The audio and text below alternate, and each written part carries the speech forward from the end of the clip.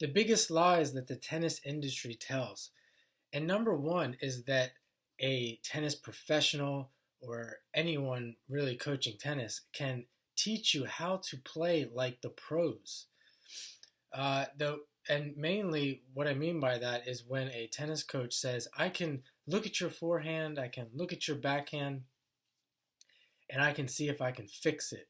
Or you may have a player, maybe you've done this yourself, you come to the coach and there's something wrong with my forehand. I need you to look at my forehand and see what I'm doing wrong. A tennis coach or any human being cannot actually do this. And the reason is because the only thing that really matters when we're looking at what happens to a tennis ball when a tennis player hits it is the contact point, the point at which the ball makes contact with the strings. The backswing, the way you hold the racket, the way you're moving the backswing, the way you're moving your arm, anything associated with what we might think of as a tennis stroke, which actually does not exist. There's no such thing as a tennis stroke, is irrelevant. It cannot help you get better. It cannot help you. The analyzation of this is worthless. And this is the biggest lie that the tennis industry tells. And the reason why I'm bringing this up is because there are actually ways to play like the pros. And some of the ones I focus on my channel so far is tennis tactics and the target that you're aiming for. In that sense, you can very much play like the tennis pros. Now there are ways to learn how to play like the tennis pros, but it takes usually people are doing this based on their natural talent, but you can improve upon it.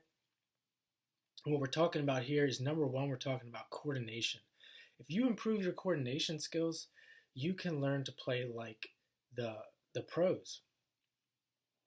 And this is often one of the first steps in learning how to get better at tennis. And if you think of what I mean by coordination, there's lots of different exercises you can do to improve your coordination. Fundamentally, we're talking about being an all-arounder. If you can be an all-arounder at sports, that's why I have the basketball shoe here, as well as the tennis shoe. Oftentimes when you have people who are all-around athletes and they come into tennis, they are much better prepared to play better tennis because they're all-around athletes. And that is because their coordination fundamentals are extremely well developed. And there are ways as well to improve your coordination on the tennis court. One of the ways to do that is to keep the ball in play for a long period of time. And this is not something I recommend for advanced players, but when you're developing your coordination, one of the things you want to do is practice keeping the ball in play at all different speeds, all different spins. That includes backspin, forward spin, all different kinds of players. And that's why another reason why playing a lot of matches is the best way to improve. Don't worry about winning and losing. Just try and keep the ball in play lots of matches, and your coordination will improve. Another way to improve your coordination is to play volleys. Not being so much worried about your technique, where you're hitting the ball, how you're hitting the ball. Play lots of variation. Play the ball out of the air, play the ball off the bounce, play the ball high in the air. Lots of different variation that will improve your coordination over time. Another thing that improving your coordination, what you want to do is, in order to play like the pros, is you have to learn how to play at higher speeds. So you have to be able to play spins faster. You can experiment with playing very fast backspins, very slow backspins, and not worrying so much again about if the ball is going in at first, and just playing these varied speeds. Some of the things that you do as a kid that is very much underestimated is dribbling the ball. And that's why something like basketball is a great basketball and soccer is a great fundamental sport to play to transition to tennis. And even boxing, fast movements with the hands like this, the dribbling, fast dribbling. I have a short on my channel that has me dribbling in that spider exercise movement. Being able to accomplish that with a basketball will translate over to your tennis and improve your tennis. And all of these things are the actual ways to improve your tennis.